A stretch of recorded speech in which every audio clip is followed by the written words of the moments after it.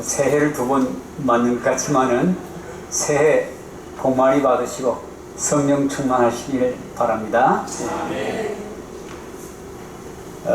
지난 첫 안식일에 1월 첫 안식일에 우리 박 장로님이 은혜에 대해서 설교를 하셨습니다. 그렇죠? 그 다음에 우리 이승동 목사님 오셔가지고 변화에 대해서 설교를 하셨어요. 그렇죠? 그 지난 안식일에 우리 역시 무장로님께서 그와 비슷한 그 변화에 대한 설교를 하셨습니다.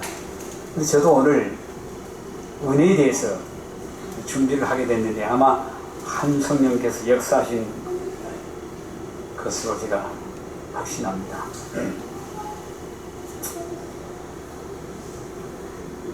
우리가 기도할 때에도 은혜라고 하는 말을 많이 나오죠. 그렇죠? 그래서 찬미에도 이 은혜가 많이 나옵니다. 은혜는 우리의 생애를 변화시키는 사랑의 능력이라고 하는 것을 우리가 알 수가 있습니다. 그런데 왜 우리는 수많은 설교를 듣고 그리고 이제 설교 듣고 나가면서 은혜 받았습니다 그렇게 대개 얘기를 합니다. 그런데 나가면은 나가자마자 그걸 잊어버리고 또 어떻게 합니까? 감정이 있었던 어디 집사님이나 이렇게 보면 얼굴이 싹 바뀌어요. 이게 쉽게 왜 이렇게 쉽게 들고 은혜가 사라지고 가는가? 진정한 은혜는 사실상 우리의 본성의 변화를 주고 그리고 이성에 이 활력을 불어넣는 그런 역할을 하게 됩니다.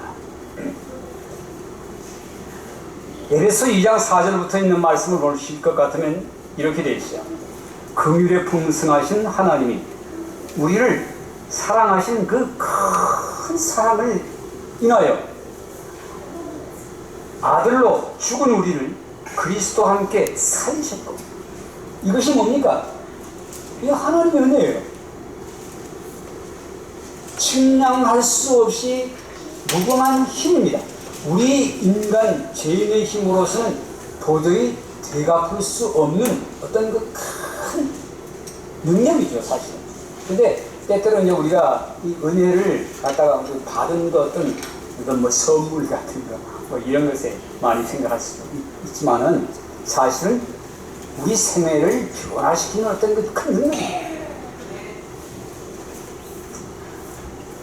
그런데 이런 그 내 생애를 변화시킬 수 있는 이런 은혜가 하나님께서 우리에게 베푸신 이 은혜를 알지 못하면은 우리 세상 사람들은 똑같습니다. 왜 세상 사람들은 어떻습니까? 같은 형제끼리도 감정이 상하면 평생 말을 안 해요. 평생 말을 하지 않습니다. 그리고 또 이 하나님의 은혜를 절실히 깨닫지 못한 사람들은, 평안하지 못한 사람들은 역시 교회 와서도 뭡니까? 너는 나고 너는 너고 나는 나고 감정이 있는 그 풀지를 못하는 그런 그 모습들을 우리가 볼 수가 있습니다. 거기에는 하나님의 은혜를 우리가 많은 경우에 잘못 알고 잘못 이해하고 있는 경우들이 많이 있고, 그 근원이 과연 어디에 연결되어 있는가? 여러분, 여기 이 꽃이 있습니다. 여기 지금 이상합니까? 좋아하죠? 네, 좋아요. 제가 하나 뽑겠습니다. 여기 꽃이 있습니다. 이 백합인데, 여기 줄기를 가운데로 쭉 찢어가지고 피고 있는 그 백합을 한쪽은 빨간 물감에다가 한쪽은 적셔놓고 담아놓고 한쪽은 파란 이 물감에다가 담가놓으면 시간이 가면 어떻게 될지 아십니까? 네. 이 양쪽으로 색이 논하져가지고 카라로 바뀝니다. 네. 그래서 빨간 물감에 줄기가 적셔 있는 쪽은 빨간 꽃이 피고, 그리고 파란 물감 쪽에 적셔 있는 그 부분은, 줄기에서는 그 영양이 파랗게 꽃이 핍니다. 그러니까 어디에 그 근거를 두고 있느냐 하는 것은 이 대단히 중요합니다. 그래서 우리가 하늘에서부터 오는 은혜를 받는 사람은 반드시 어떻게 될 수밖에 없어요? 변화될 수밖에 없어요. 아름다운 쪽으로, 선한 쪽으로 변화될 수밖에 없습니다. 그러나 이 본성, 하나님이 하늘로부터 오는 은혜를 받지 않고 본성의 영향을 받는 사람들은 외적으로만 바뀌어요. 외적으로 바뀌어요. 모양이 그 외적으로 바뀌지만 하늘의 은혜를 받고 있는 사람들은 내적, 품성의 변화를 분명히 가져오게 될 수 있다는 것이죠. 지난번 우리 안식일학교 그 가정에도 있었지만 서론 쪽에 그린랜드의 그는 해변은 이 빙산들이, 작고 큰 빙산들이 떠도는데 거기에 작은 그 빙산 조각들은 무엇의 영향을 받는다 그랬어요? 바람의 영향을 받는데 큰 산과 같은 이런 빙산들은 어디에 영향을 받는다고요? 그 밑에 해저의 비율을 영향을 받기 때문에 전혀 위에 있는 얼음 조각하고 그리고 이 큰 빙산의 얼음 조각이 똑같은 방향으로 도는 것이 아니라 다가가는 거죠. 그러니까 어디에 그 근거를 두고 어디에 영향을 받고 있느냐 하는 것은 대단히 중요하다는 것입니다. 그래서 오늘 여기가 우리가 함께 같이 은혜를 받고자 하는 말씀은 그래서 6절부터 다시 한번 보시겠습니다. 또 함께 일으키사 그리스도 예수 안에서 함께 하늘에 앉히시. 그러니까 하나님께서 우리에게 주시는 이 은혜는 뭡니까? 우리의 삶 전체를 바꿔놓는다는 거죠. 목적이 달라집니다. 우리는 궁극적으로 구원받아서 어떻게 된다고요? 하늘에 가서 하나님 보좌에 함께 앉히는 그런 놀라운 이 생애의 변화를 가져오는 목적이 달라집니다. 목적이 달라지면 우리 삶 전체가 어떻게 될 수밖에 없습니까? 달라질 수밖에 없어요. 이는 그리스도 예수 안에서 우리에게 자비하심으로써 그 은혜의 지극히 풍성, 이 지극히 풍성함을 오는 여러 세대에 나타내게 하십니다. 너희가 그 은혜를 인하여 믿음으로 말미암아 구원을 얻었나니 이것이 너에게 난 것이 아니요 하나님의 선물이다. 자, 그 다음에 베드로전서 2장 9절에 있는 말씀을 보시겠습니다. 오직 너희는 택하신 족속이요 왕같은 제사장들이요 거룩한 나라요 그의 소유된 백성이 이는 너희를 어두운 데서 불러내어 그의 귀한 빛에 들어가게 하신 자의 아름다운 덕을 선전하게 하려 하신다. 자, 여기 지금 베드로전서 2장 9절에 있는 말씀과 에베소 2장 7절에 있는 말씀이 거의 같은 내용, 그런 같은 성격을 가지고 있습니다. 이 2장 7절에는 지극히 큰 은혜를, 은혜의 지극히 큰 풍성함을 오는 여러 세대에 나타내게 하십니다. 그리고 베드로전서 2장 9절에는 그의 귀한 빛에 들어가게 하신 자의 아름다운 덕을 선전합니다. 그러니까 궁극적으로 하나님의 은혜를 이렇게 경험한 사람, 이 구원의 큰 은혜를 경험한 사람은 그 삶의 생애를 통해서 누구를 증거한다고요? 아름다우신 예수 그리스도의 덕을 선전하고 증거하는 삶을 살게 되어 있다 하는 것입니다. 신물기원 419페이지에 있는 말씀을 또 보시겠습니다. 크고 헤아릴 수 없는 성령의 선물 중에는 하늘의 풍성한 능력이 포함되어 있다. 하나님의 풍성한 은혜가 사람에게로 흘러내려오지 않는 것은 하나님께서 제한하시기 때문이 아니다. 누구나 받고자 하면 다 하나님의 영으로 충만하게 될 수 있다. 모든 사람은 저희를 통하여 그리스도의 귀한 은혜와 그분의 측량할 수 없는 부요함이 세상에 나눠질 수 있는 산 통로가 될 특권을 누릴 수 있다. 아멘. 네. 하나님께서는 이러한 하나님의 영광을 대표할 자들이 나타나기를 속수고대 하고 있습니다. 그리스도께서는 무엇보다도 이 세상에서 당신의 영과 품성을 대표할 자들을 가장 크게 원하신다. 사람을 통하여 구주의 사랑이 세상에 나타나는 것보다 더 절실히 요구되는 것은 없다. 온 하늘은 사람의 마음에 즐거움과 축복이 될 거룩한 기름을 부어줄 수 있는 통로의 역할을 할 사람이 나타나기를 기다리고 있다.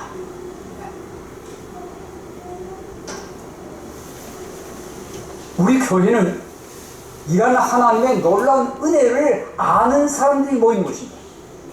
그러나 세상은 하나님의 은혜가 강물처럼 지금 흐르고 있지만 그걸 경험하지 알지 못하는 사람들이 살아가고 있기 때문에 이 세상과 교회는 달라진다는 것입니다.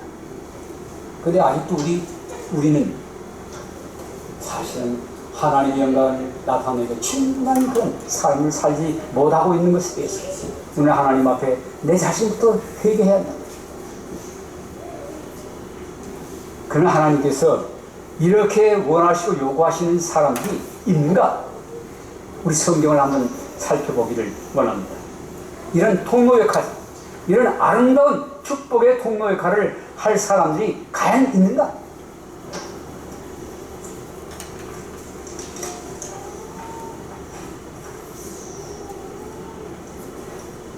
우리가 은혜를 이 다른 뜻으로 좀 해석을 해보면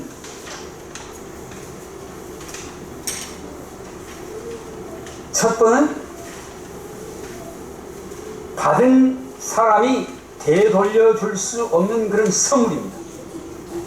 그것이 너무 귀하든지 너무 크든지 받은 사람이 감당할 수 돌려보낼 수 다시 되돌려보낼 수 없는 감당할 수 없는 그런 선물들, 그걸 또 은혜라고 할 수가 있죠. 두 번째는 보시겠습니다. 이 은혜는 하늘로부터 온 사랑의 능력입니다. 자, 그것은 도저히 어떤 공동체 속에서 빠져나올 희망이 없었는데 그것을 극복하고 일어날 수 있는 힘, 딛고 일어날 수 있는 힘. 다시 말해서 한 가지 예로 든다면 암 환자가 지금 죽을 날만 바라보고 있는데 아무 희망이 없어 죽을 날만 바라보고 있는데 어떤 큰 살을 수 있는 희망이 주어졌습니다. 네. 그러면은 그 어떤 한마디의 어떤 희망, 이 희망이 그 사람을 어떻게 해요? 소성하게 합니다. 마음속에 활력을 불어넣어요. 그러면 그 사람이 그것으로 인해서 뭡니까? 다시 회생할 수 있는 그런 어떤 힘, 심령 속에 넣어주는 그 힘, 이것이 은혜라고 생각할 수가 있어요. 또 상대방이 내게 행한 실수나 고의적인 범행이라 할지라도 너그럽게 용서해 줄 수 있는 그런 힘. 세상 사람들은 내한테 잘못되면 힘 있으면 힘으로 어떻게 합니까? 굴복시킵니다. 그러나 성경에서 하나님의 나라의 은혜는 그렇게 하는 것이 아니고 어때요? 더 좋은 사랑으로 감동시켜서 감화시키고, 그래서 그 사랑에 의해서 굴복되도록 만드는 것이 하나님께서 우리에게 말씀하시는 은혜라고 하는 것을 우리가 알 수가 있습니다. 원수까지라도 위해서 사랑할 수 있는 힘. 세 번째는 번뇌와 두려움을 멸망의 평안과 안정적 기쁨으로 바꿀 수 있는 성경과 예언의 말씀 속에서부터 받는 어떤 힘, 이런 것들이 사실상 사람의 생애를 변화시킬 수 있는 그런 힘을 우리는 여기에서 성경에서는 은혜라고 말씀하시는 것을 깨달을 수가 있습니다. 자, 그래서 실질적으로 성경에서 일한 그 일들이 이 사건들이, 그런 경험들이 어떻게 우리에게 제시되고 있는지를 한번 보시겠습니다. 성경 사무엘하 16장 5절 9절에 있는 말씀을 보시겠습니다.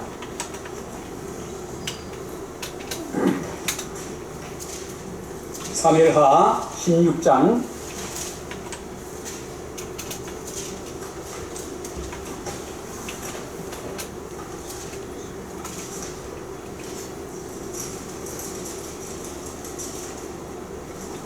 5절로 9절에 있는 말씀입니다. 다윗 왕이 바울임에 이름에 거기서 사울의 집 족속 하나가 나오니 게라의 아들이요 이름은 시므이라. 저가 나오면서 연하여 저주하고 또 다윗 왕의 모든 신복을 향하여 돌을 던지니 그때의 모든 백성과 용사들은 다 왕의 좌우에 있었더라. 자, 이때가 어느 때인지 여러분 아시죠? 다윗이 불행하게도 자기 범죄로 인하여 자기 아들한테 쫓기는 신세가 됐어요. 갑자기 쫓기는 신세가 됐어요. 얼마나 지금 이 다윗의 마음이 정말 말할 수 없이 지금 곤고한 상태에 있겠습니까? 그렇지 않습니까? 그런데 이 바울임에 가니까 누구요? 사울의 족속 그 아들 족속 집에 하나인 이 게라의 아들 시므이가 까닭 없이 어떻게 해요? 이 다윗을 저주하는 거예요. 비루한 자야. 아주 독한 말로 저주하는 것입니다. 가거라 가. 너 피를 흘린 자야 뭐 그러면서 아주 사실상 그 왕 앞에서 담지 못할 저주를 퍼붓는 것입니다. 그렇다면 세상 왕 같으면 어떻겠습니까? 세상 왕 같으면 남아있겠어요? 당장 눈짓 한번 딱 하면 끝납니다.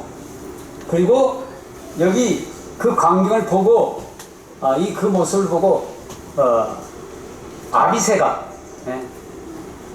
수르의 아들 아비새가 뭐라고 합니까? 자, 여기 한번 보시겠습니다.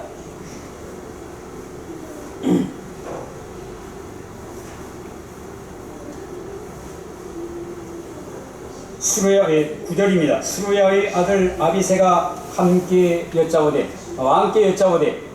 이 죽은 개가 어찌 내 주 왕을 저주하리까? 원컨대 나로 건너가서 저희 머리를 베게 하옵소서.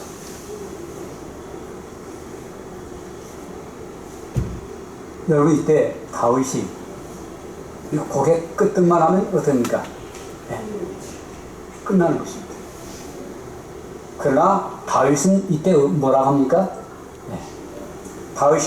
우리 다윗 왕이 한 말을 좀 우리 보시겠습니다. 왕이 가로되 10절입니다. 스루야의 아들들아, 내가 너희와 무슨 상관이 있냐?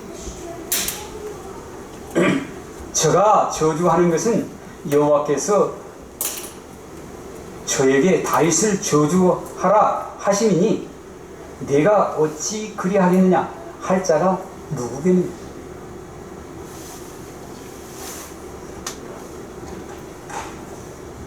이 말씀에 대해서 예언의 신에는 이렇게 얘기를 하고 있습니다.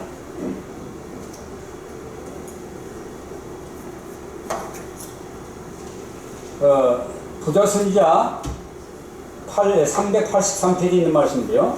다윗은 그의 백성과 그의 신하들 앞에서 이것이 주의 원수로 하여금 주를 모독할 기회를 준 자신의 죄로 말미암아 하나님께서 자신에게 내신 형벌이라는 것을 인정했고,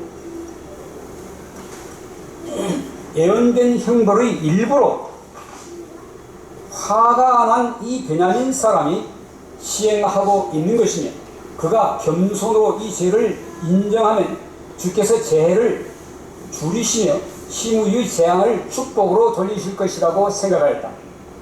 다윗은 괘씸하지 않은 사람의 정신을 나타내지 않았다. 그는 하나님으로부터 죄를 바로잡아 주시기를 바라는 의향을 나타내었고, 신뢰심을 가지고 그가 신뢰할 수 있는 오직 한 분께 마음을 돌렸다. 하나님께서는 다윗의 겸손한 신뢰에 대한 보답으로 아히도벨의 계획을 물리치시고 그의 생명을 보존하셨다.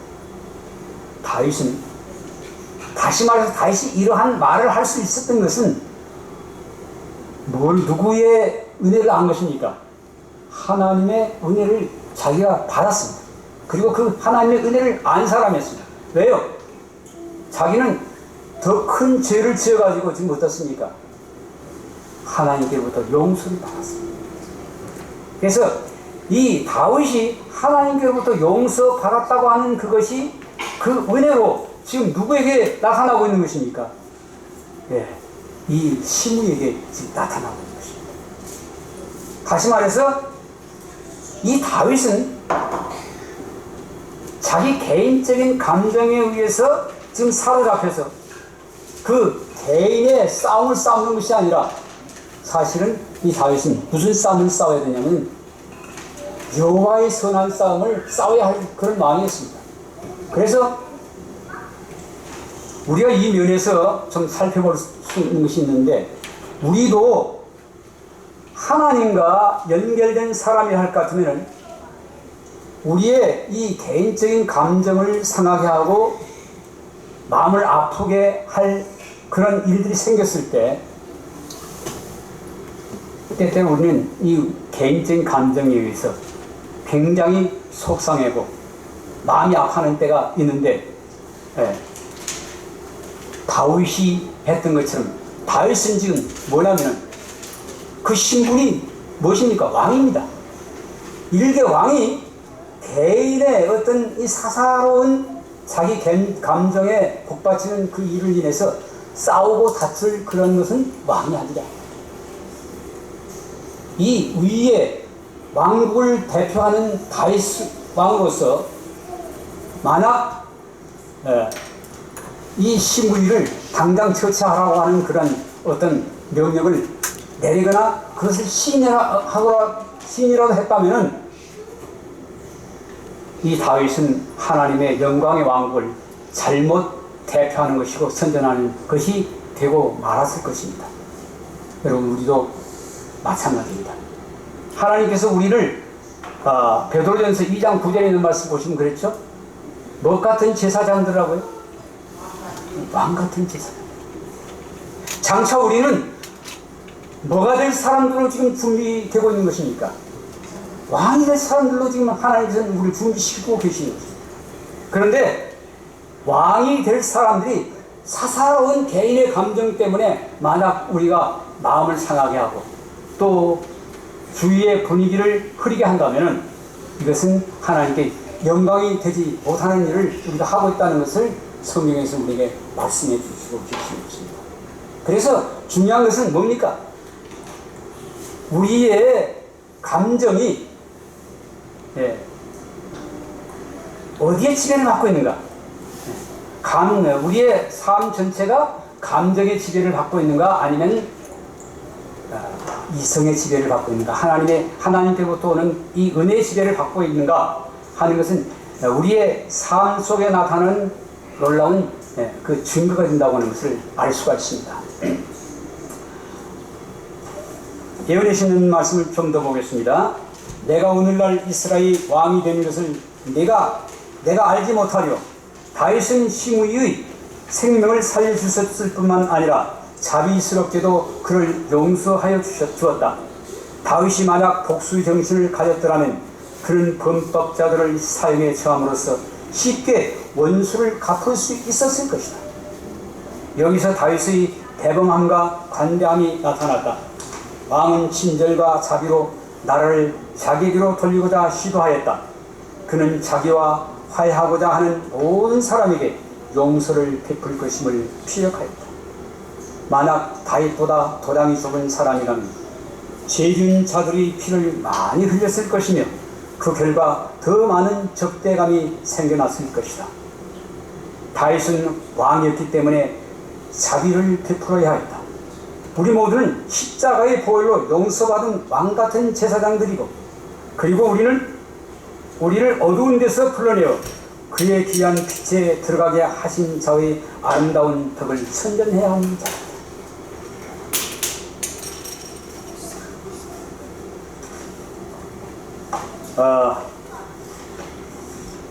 그런데 이 왕을 이렇게 참 감화를 시킬 수 있었던 사람이 또 있습니다. 그 사람은 여잔데 누구의 아내냐면 아비가일, 여러분 아시죠? 네. 나발의 아내인 아비가일. 자, 우리가 잘 아는 대로 이 다윗이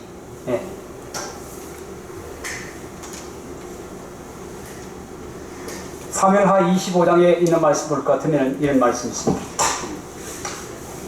사무엘하 25장에 있는 말씀입니다.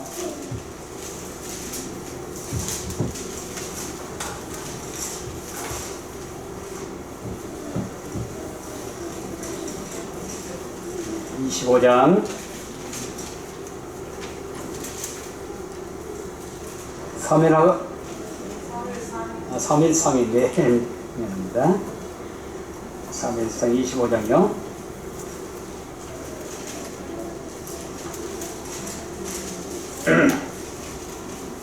25장 29절부터 있는 말씀입니다.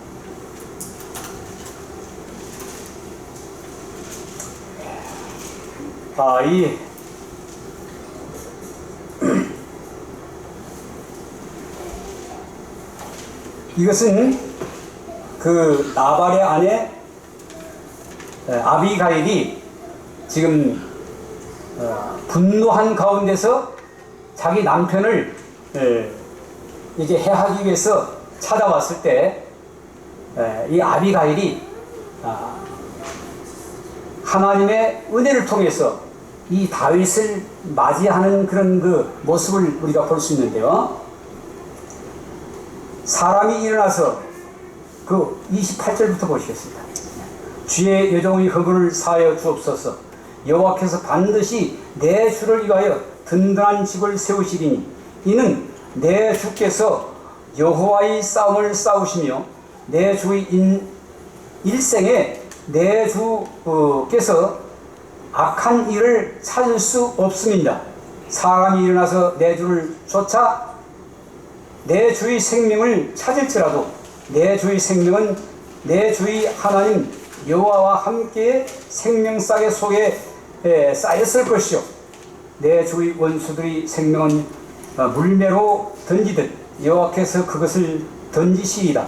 여호와께서 내 주에 대하여 하신 말씀대로 모든 선을 내 주에게 행하사 내 주를 이스라엘의 지도자로 세우실 때에 내 주께서 무죄한 피를 흘리셨다든지 내 주께서 친히 보수하셨다든지 함을 인하여 슬퍼하실 것도 없고 내 주의 마음에 걸리는 것도 없으시리니 다만 여호와께서 내 주를 후대하신 때에 원컨대 내 주의 여종을 생각하소서. 여기에서 이 아비가일은 정말 사실 아마 연령적으로 볼 때는 다윗보다 누가 나이가 많았겠습니까? 사실은 아비가일이 나이가 많았습니다. 그러나 이 아비가일은 철저하게 자기 남편의 이런 과실과 다윗에게 행한 그 치욕을 자기가 양심적으로 대신 짊어지고 이 다윗에게 굴복하는 그런 그 다윗의 감정을 풀기 위해서 말한 것을 우리가 볼 수가 있습니다. 그래서 다윗이 어떻게 됐죠? 감정이 풀렸습니다. 그리고 오히려 이 아비가일에게 축복한 것을 압니다. 너를 보내서 내 이 화난 감정을 완전히 삭히게 만든 하나님께 찬송한다. 그러면서 다윗이 돌아갔습니다. 그런데 여기 우리 예언의 신에 있는 말씀 보면은 여기 그 아비가일에 대해서 이렇게 말씀하고 있습니다.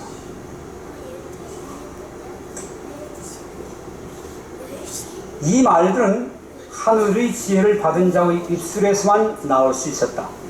꽃 향기와 같은 아비가일의 경건은 얼굴과 말과 행동에서 무의식적으로 모든 자에게 풍겼다.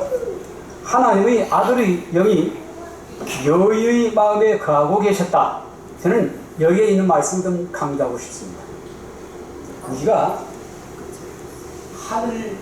하늘에서부터 흘러나린 이 지혜의 영에 감동을 받지 않고 그 영과 접촉되지 않은 상태 가운데서는 이러한 선한 말이 결코 나올 수가 없습니다.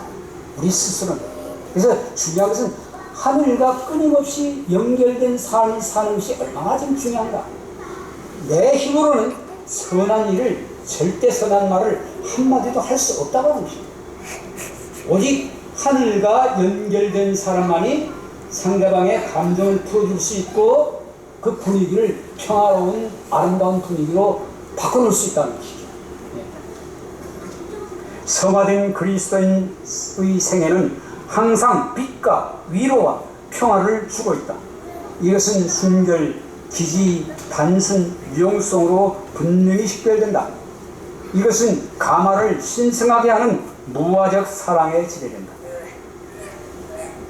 이것은 그리스도로 충만하고 이것을 지닌 자는 가는 곳마다 빛을 납니다.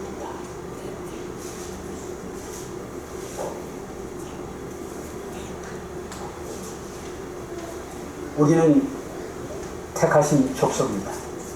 그리고 왕같은 제사장입니다. 그리고 이 그리스도의 은혜의 풍성한 이 덕을 사람들에게, 이 땅의 사람들에게 전함으로 말미암아 하나님의 영광의 왕국을, 하나님의 성품을 이 세상에 드러내야 할 그런 택한 무리라고 하는 사실을 우리가 깊이 생각한다면 내가 어떻게 이 세상을 살아야 할지 다시 한번 우리는 이 다윗과 아비가일의 이 생애를 통해서 한번 깊이 생각해 볼 시간이라고 봅니다. 택하신 족속, 다시 말해서 구별된 삶은 분명히 성화를 이루고 있으며 우리를 어두운 데서 불러내어 그의 기이한 빛에 들어가게 한 자의 아름다운 덕을 선전하는 것이요, 그 은혜의 지극히 풍성함을 오는 여러 세대에 나타내는 것입니다. 여러분, 우리의 삶 속에 정말 하나님께서 늘 내게 하시는 삶을 통해서 온 1년 동안 우리가 하나님 안에서 그 은혜로 말미암아 놀라운 변화를 이루고 또 우리가 여호와의 선한 쌈을 싸움, 다시 말해서 영원 권사업을 위해서 이 세상에 참 악의 영들과 또 이 세상 정세와 권사와 어둠의 세력의 주관자들과 더불어 싸우는 그런 그 의의 삶, 여호와의 선한 싸움을 통해서 하나님께 우리 모두가 영광 돌리는 그러한 올 1년의 삶이 되길 바라면서 말씀을 드리겠습니다.